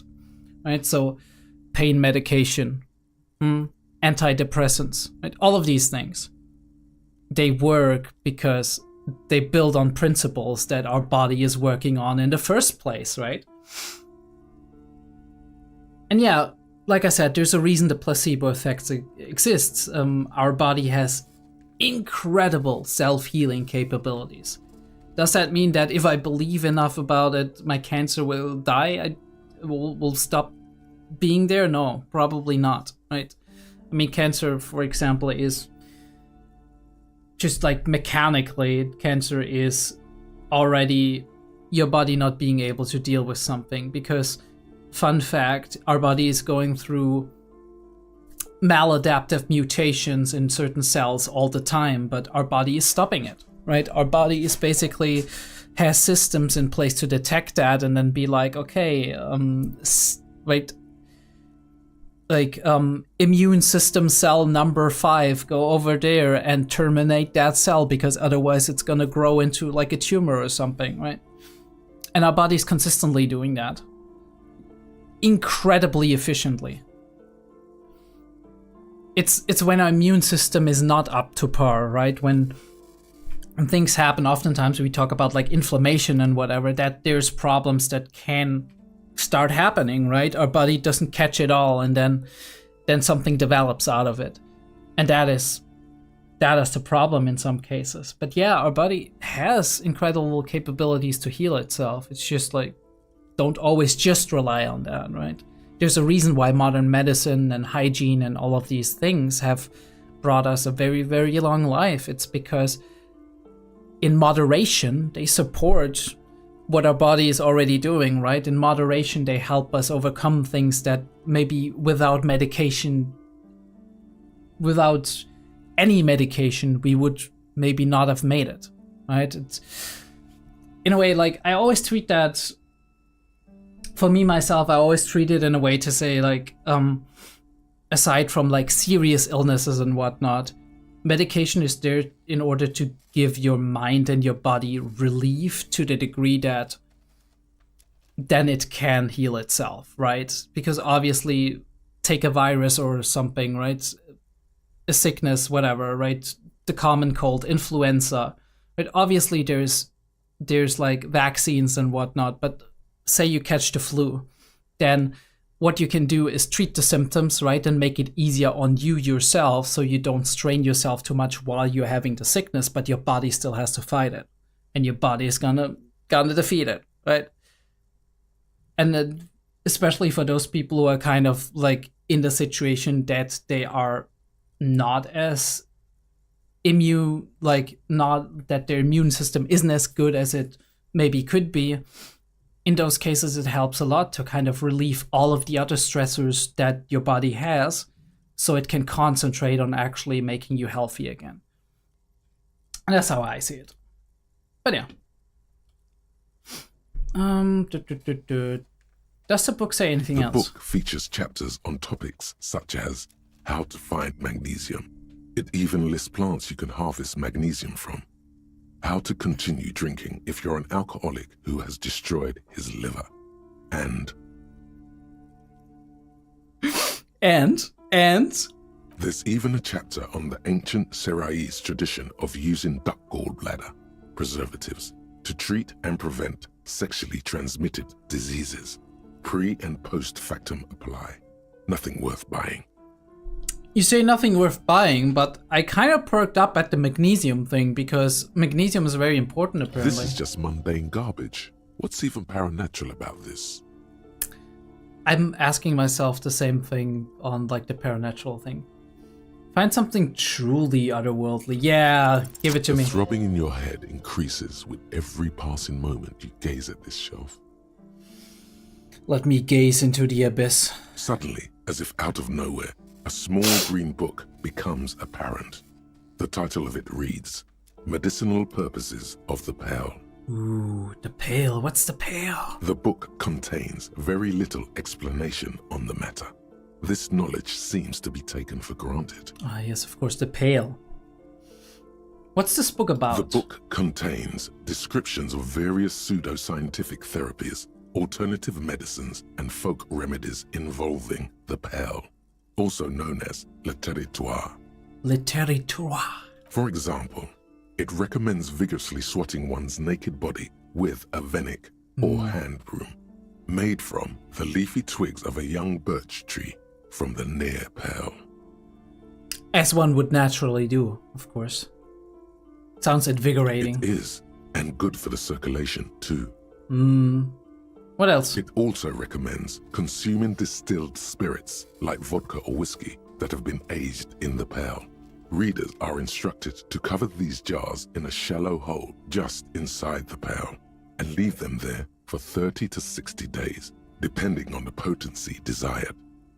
And what does this pale-aged liquor do? Among other benefits, it is alleged to restore a damaged liver to perfect health.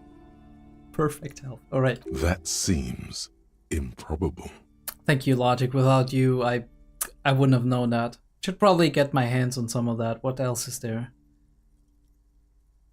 How is that possible? I think I've heard enough. I don't... I'm asking that just to see what answer comes out. Is it any more improbable than anything else that human beings put their faith in? Fair enough. Fair enough. What else is there? For general health and well-being, readers are encouraged to take regular strolls through the pale. What the fuck is the A pale? sidebar cautions readers to limit each stroll to less than an hour. The fuck is the pale? These strolls promise to cleanse the mind of worries and the body of toxins, especially if the perambulator performs this ritual in the nude. Nudity figures prominently in a number of these prescriptions. Sounds very natural to me. This is exactly what you need. Anything else to know? There's an entire section devoted to cures for men who are struggling to perform their marital obligations. We haven't had trouble yet, judging by the incident previously. Well, I certainly don't. I certainly don't need that. You close the book and return it to its place on the shelf. All right, Storkip, what books are these? Sir, please, no browsing in that shelf. That wisdom is not for free. Ooh, she calls it wisdom. Weird for somebody who's so much into books and... I can't have you end up, like, opening a police store next door and stealing my customers. Oh no! What the fuck is a police store, lady? The fuck? Get the fuck out of my face. What was that? Another boring book, just discarded here. Alright. Sad. Sad book. Everyone knows the most interesting things about fascists was their magic. What the fuck? What the fuck fascists do you know? The Indiana Jones kind? Oh, let me just... I think F5 is quick save. Yeah, exactly. Alright. Have we picked up... Oh yeah, the map. The map of Martinez. Can we actually interact with that? Features the patchwork grid of the streets of Martinez, with directions to appropriately touristy locations. Year 48 resides on the upper right corner. Don't mind me, lady. I'm just browsing through this map that I clearly bought. Your finger moves through the various streets, across Rue de Saint-Ghislain and Rue Saint-Cypar, It's over Ghislaine. Saint-Brun and Martinez North. Martinez North. Finally, coming to a halt on the spot where you are currently standing, although the map gives no such indication itself. For a more detailed view of the map, go to your journal and select the map tab. Alright, journal, map. We've bought a map. Holy shit. That is huge.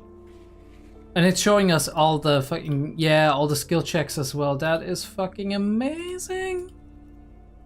We need legendary endurance for the hanged man. What? Yeah. Alright. Let me see. This is the statue. Okay, some of them are kind of like larger than life. I get that. So we're in the bookstore right now, which is probably around here. And we do have like this is like the Whirling in Rags. Up here is the Industrial Harbor District, which I don't know if we can go through there, if there's like another area that we can go to. But it looks like we can maybe go there later on. When we go out the bookstore, we can like take a peek in that direction. I don't want to go there yet.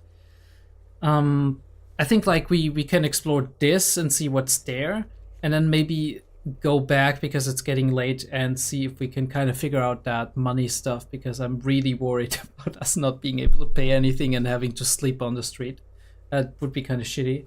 We have Fisherman Shack, so I assume we can go there, and Church, so I assume maybe we can go there at some point in time. I don't know what these statues are doing here, armed men or whatever.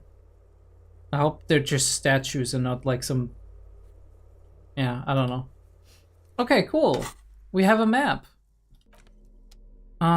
We put the map away for now. And I want to see what this is. You see a set of tattered curtains blocking the way to another room. A strange cage-like trinket dangles from the curtains. Excuse me, officer. The back room is strictly for employees only. Ah, yes. I am an employee, though. Some of the strange cage-like trinkets. Pull open the curtains. Ignore the curtains for now. You see some kind of charm. An irregular polyhedron assembled from bones, sticks, and straw. Okay. Inside, a disturbing fish head with empty eye sockets stares at you. Seems very, supernatural. This is a traditional Seminese ward, Okay. meant to provide protection against ill luck, bad dreams, curses, and other supernatural scourges. I've heard Seminese before. What are the Seminese? Inhabitants of Ile de Fantôme, the Seminine Islands down south. I think those are supposed to be like Measureheads. Measurehead, that's his name. Measureheads people. Aside from poking at it suspiciously, there is nothing else to do with the fish head charm at this time. The curtains remain shut before you. Shopkeeper, what's behind the curtains? Nothing. Now please go back to browsing the books. Don't you feel compelled to look at the books? The books are all you care about. She fiddles with her pendant. Lady, your pendant ain't gonna work on me. She speaks almost as if she's trying to put a spell on you, urging you to buy more books. Oddly enough, the more she tries to draw you away from the curtains, the more alluring they become. Pull open the curtains. Just as you're about to pull apart the curtains, the petrified voice of the shop owner cries out once more. Sir, don't touch that. I told you it's off limits for the customers. Her hands had closed around her pendant, her fingers nervously playing with the talisman. Parapsychologically speaking, we're done if you decide to open them. I won't be held responsible for the consequences. It's too dangerous. Ah yes, parapsychology. A very real field. She looks away, mumbling. Why is everyone always messing with the curtains? Why can't they just buy books like normal people? Maybe because you're so insistent on not opening the curtains. This is about the curse, that's why you're afraid. Ma'am, there's different... I'm a police officer, I need to get in there. But I sense this place calling for me, I must investigate beyond the threshold. Let me just... I don't care, I can't stop, okay. I'm a police officer, I need to get back in there. Why? It's not like anyone was killed there. Wait, did you... That sounds like a Freudian slip. Did you just slip that somebody was killed there? She stops abruptly as her hand flies over her mouth, baffled by her own bluntness. I'm sorry, I don't mean to be so impolite. Just please don't go there. I can't allow that. You'll only make things worse and unleash the powers. The curtains do seem frail suddenly, not robust enough to contain a slippery darkness. This is about the curse, but I sense... this is about the curse. That's why you're afraid. No, it's just a storeroom for the employees, I told you. Now please, step away from the curtains. She's almost begging you. I sense this place calling for me. I must investigate beyond the threshold. You do? My She God, can't even more defend it reasons visibly not shake. to mess with the curtains. Just step away, dear sir. I don't care, can't stop me, I'll open them. Please just talk to me, officer. Come here and let's talk this through before you decide to do anything extreme. Talking is always good. Go see what she has to say. There is something mysterious about the curtains. Be careful. Alright, Inland Empire. I'll note it down. The curtains, tattered with age and covered in dust, hang before you, as if taunting you. Alright, tell me what you need to tell me. Maybe we made her nervous enough so she's actually more open to us now. Hello again, esteemed officer, and welcome to Crime, Romance, and Biography. Why are you so uptight about the curtains? Just want to know what's on the other side. I already told you, it's just a storage room for employees. I don't understand why it's so important to you. I don't understand why it's so important to you. Just let it go, officer. Go buy some goddamn books. You're supposed to be drawn to the books. If it's just a storage room, then why does it have Semini's ward protecting it? If it's just a storage, then it wouldn't hurt if you just peeked inside. It's not like it's cursed, right?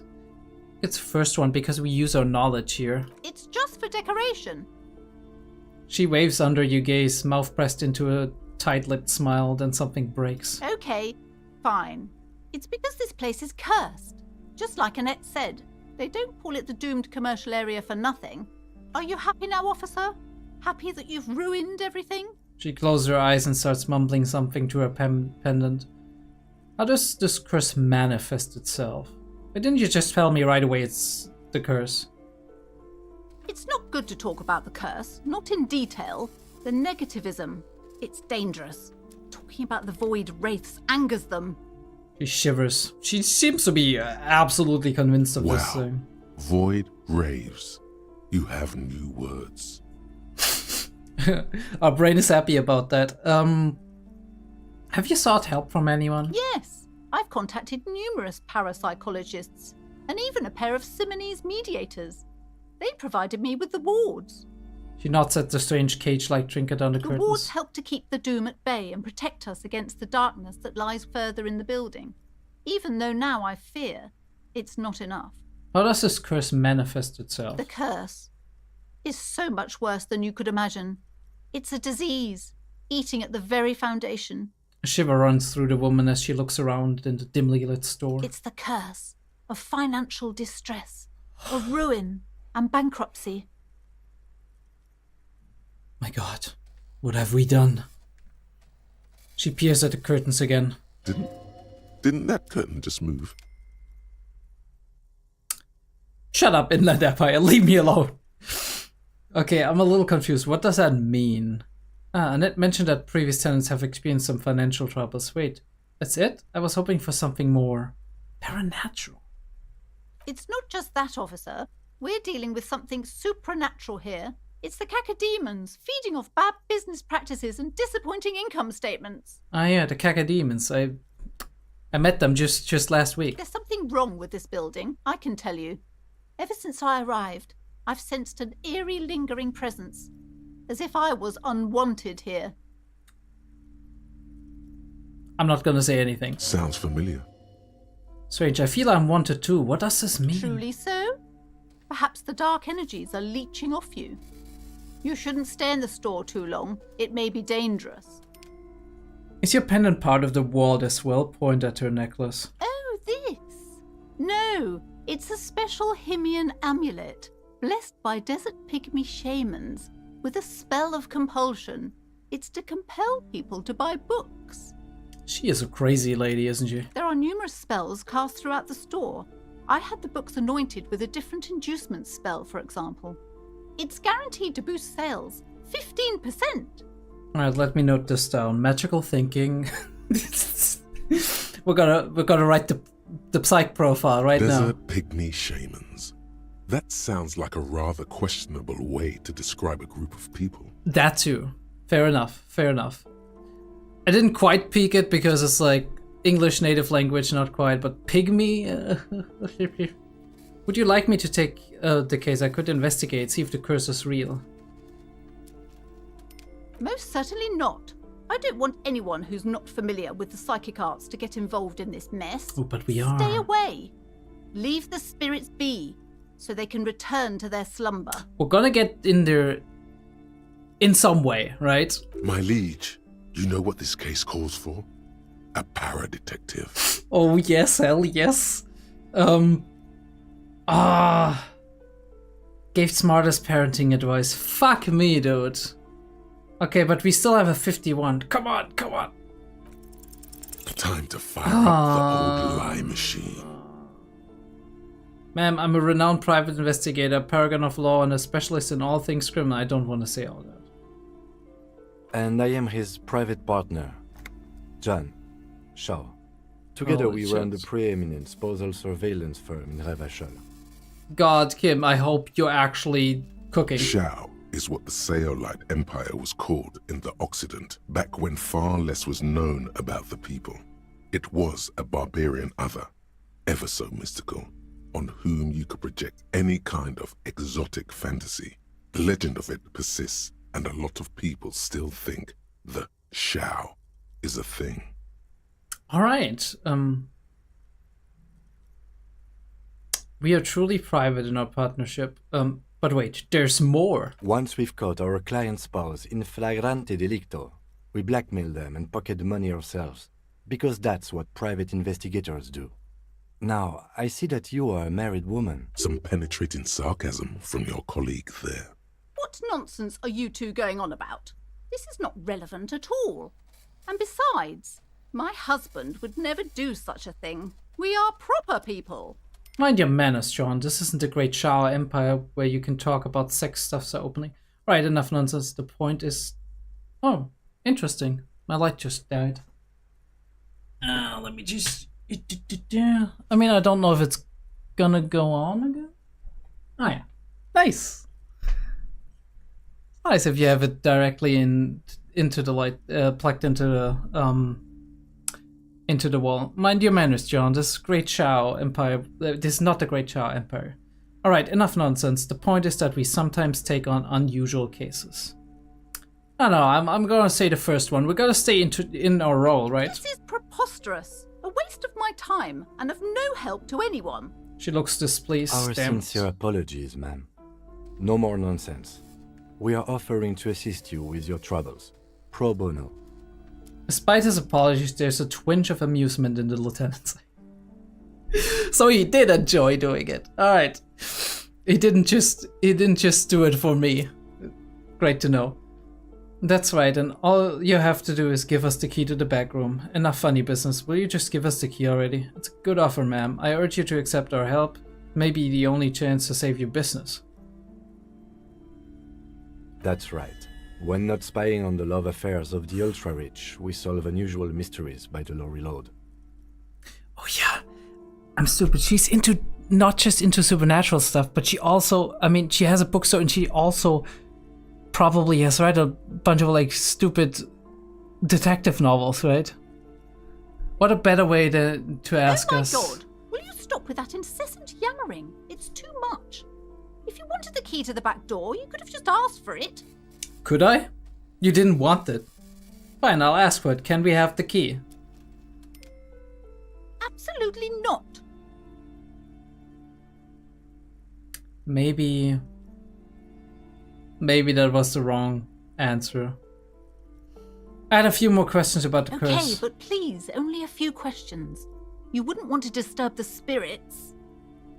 I mean, I feel like it's kind of cheating if I'm going through it again. The woman before you scans the store. Advanced race theory. Ooh, we're finished.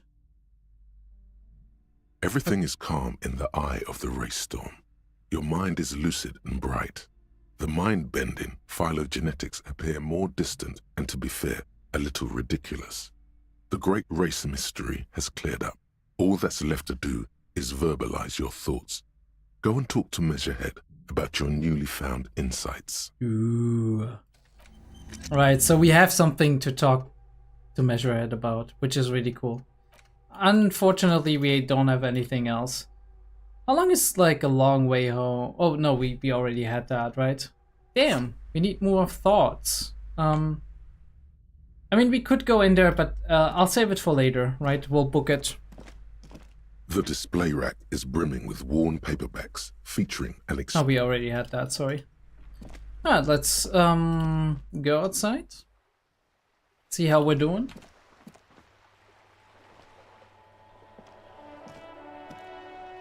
Hello again, sir. We'll talk to Annette later. What the fuck was that? Oh yeah, okay. We already had that, I think. Ooh, I can zoom out more. To roundabout north in this direction, alright. It's starting to snow again. Cape Side at Martinez Pier.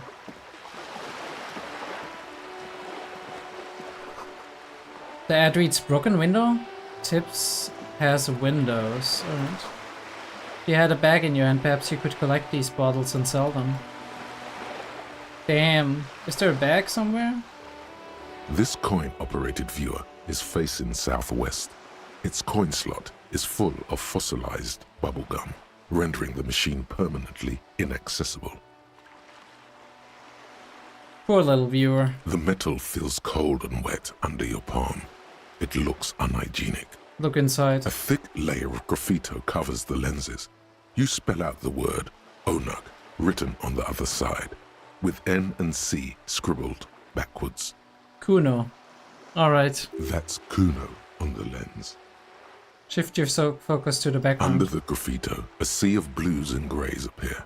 Behind the water lies a coast studded with concrete and reeds. On it, a church on stilts. Oh, we saw the church. Lanky, weather-worn wooden planks.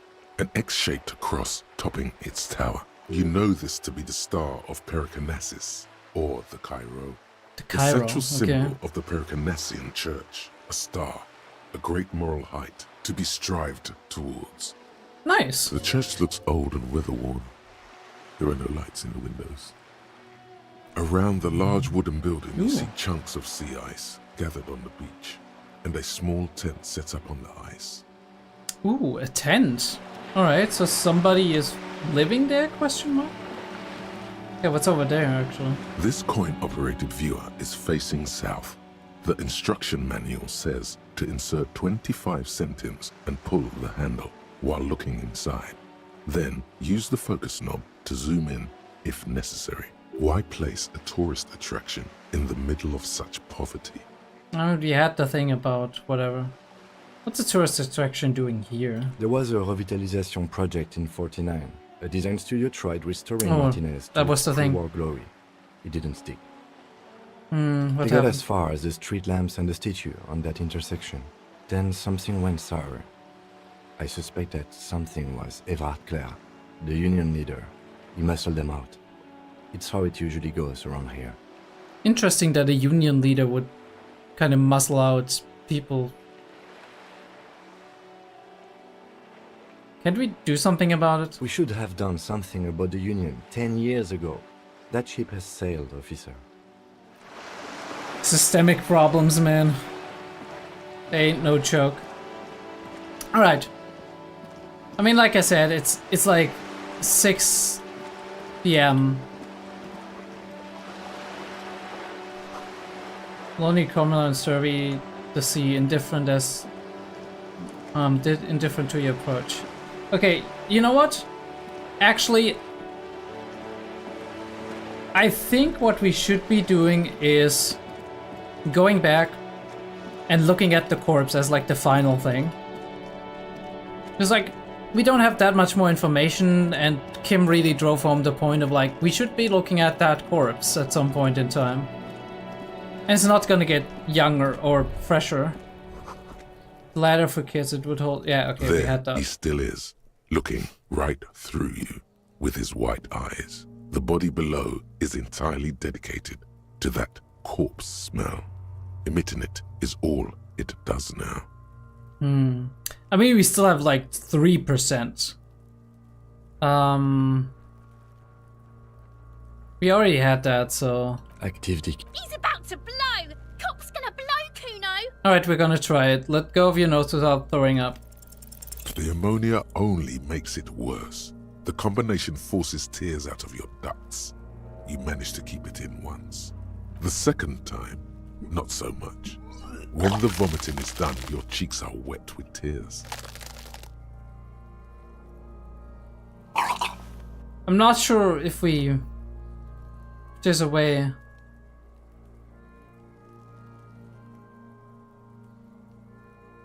Spit and say nothing. Are you okay, officer? You feel the lieutenant pat you on the back, heavy rhythmic pats. The weight is reassuring, like a crenel on solid fortification. Pat, pat, pat. Right. You're facing tough odds here. It's aggravated further by alcohol withdrawal.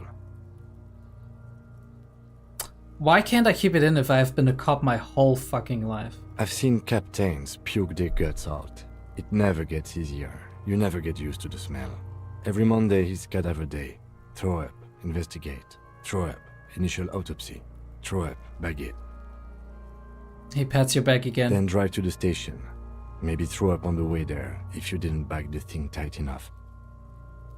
You seem to be fine. I think I've lost my sense of smell. There's a pause. A white lie. Yeah, I mean, I guess some people can stomach it better. Not being hungover helps too. This is bullshit. I don't want to do this anymore. I don't want to be a cop. Ah, it's fine. Can't we do something else? I think I want to solve something else now.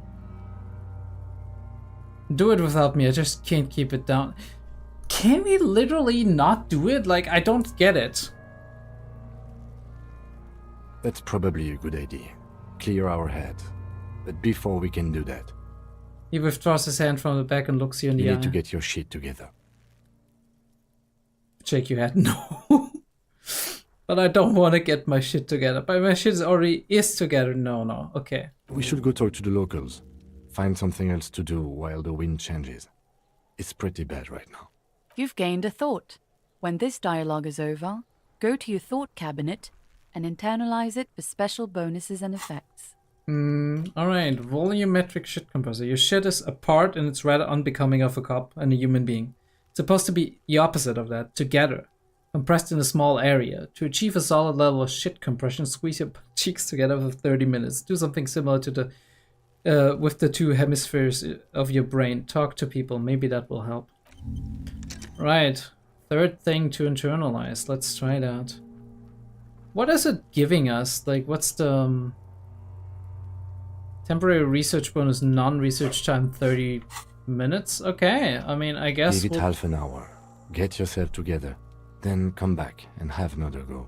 Alright, I guess we'll... third time's the charm, I guess. Can we do something about this over here? Or is this still just a blank? An inconspicuous pile. No. I mean, we still have, like... Yeah, okay. So, maybe we should be doing that. What is that, perception? An inconspicuous pile of the roofing material. How much do we have till the next level up? No, but we already leveled up, right? Empathy and savoir-faire. So we can't do perception. Unlucky. Alright. I thought we would be able to do something here, but I guess not. I mean, we can go in the back there, but I don't know if we want to. This Post-Lavantorie mail collection box has been heavily vandalized with graffito. A closer inspection reveals 2 bullet holes in the front. Fuck you, mail delivery box. Oof. Ouch. There is a hollow, saddened ring as you kick the Lavantorie mail collection like, for box. a second I was afraid it would hurt our betrayed, health. In disbelief even. Oh, you feel something in your chest. An unnatural pressure. It's spreading to your left arm. Your jaw. I'm sure it's just heartburn. No, it's many years of combined self-neglect. Try to remain conscious. All you feel is pain and weakness. You have to surrender now. We all do. It gets so dark. You don't even see her face. Like you always thought you would. You only see pain and fear. Yeah, and with that we're gonna end it. Honestly, we're just gonna end it. I don't even know where I last saved. Holy fuck. This is it. I was Disco Elysium Part 4 with a fantastic end. We've been browsing books all day. We went to the corpse a second time, we vomited a second time, and now we're dead. It's over, the party is fucking over. Oh. What the fuck?